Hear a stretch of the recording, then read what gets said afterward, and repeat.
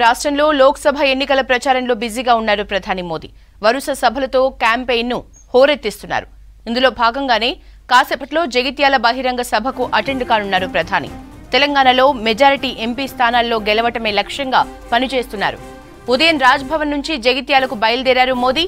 జగిత్యాలలో 11:30 నుంచి 12:20 వరకు బహిరంగ సభలో పాల్గొననున్నారు ప్రధాని.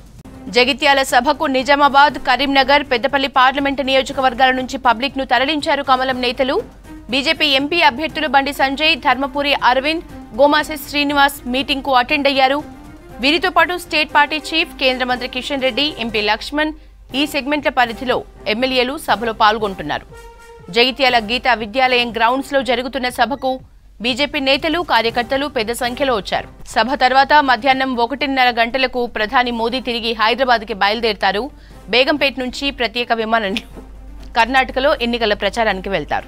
పెట్టి లక్షద్వీపు చాలా అందమైన ప్రదేశము. అక్కడ ప్రజలు చాలా మంచి వాళ్ళు. నాకు ఇంకా నా మనసులో ఇంకా తలుచుకుంటా ఉన్నా అన్నాడు. గంతే. మాల్డీవ్స్కి 5,000 ఫ్లైట్లు క్యాన్సిల్ అయినాయి, 10,000 హోటల్ బుకింగ్లు క్యాన్సిల్ అయినాయి. లక్షద్వీప్కి ఆన్లైన్ ట్రాఫిక్, ఇంటర్నెట్ల ట్రాఫిక్ 3,400 రేట్లు పెరిగింది.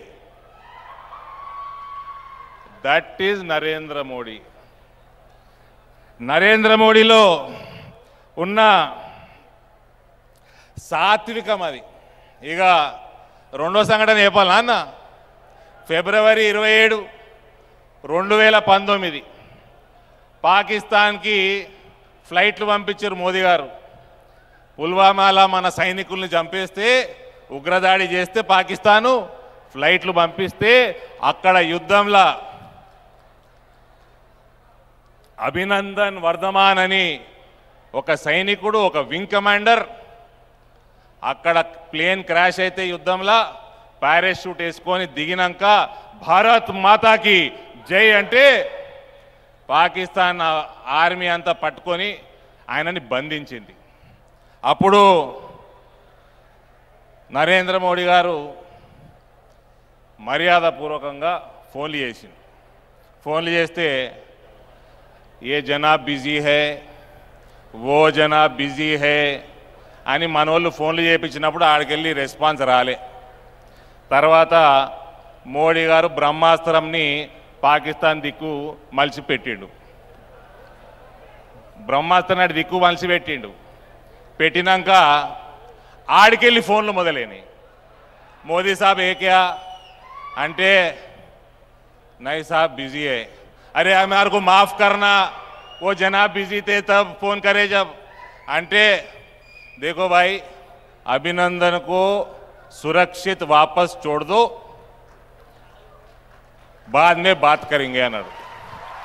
ఆడు ఇమ్రాన్ ఖాన్కి లాగు దడిచింది. ఇమ్రాన్ ఖాన్కి లాగు దడిచి పక్క దేశాలకు ఫోన్ చేసిండ్రు. అరే మీరన్న మధ్యవర్తిత్వం చేయాలి. మోదీ గారితో మధ్యవర్తిత్వం మాకు వద్దండి.